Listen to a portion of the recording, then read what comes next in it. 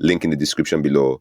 The most effective way to talk about this will just be to jump into the demo. So let's jump right into the demo. So what you're going to do would be to come into Prevail. If you haven't downloaded the DMG, is available here. This is still experimental, but we'd love for you to try it out, share your feedback. The development is happening very fast, and the feedback is going to be fuel.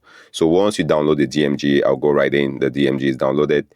You can open that up in Mac. I have it installed, but I'll do that again.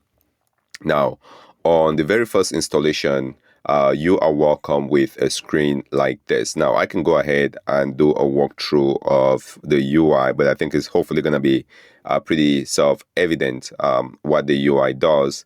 To my left is the panes of the concept, which is called domain. So if you think about your life, you have these domains, and that has been the central thesis of what we talk about here on the channel. You have these domains in your life, and can we bring AI, apply that? So if you take health as an example, or wealth, or travel, or nutrition, the things that you care about, these are domains. Now, behind the scenes, if you click on this, these are just folders on your directory. So there's really nothing proprietary.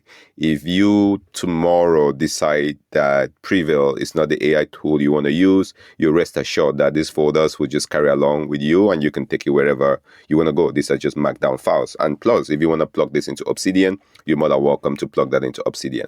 So that is number one piece for those that are looking at coming over.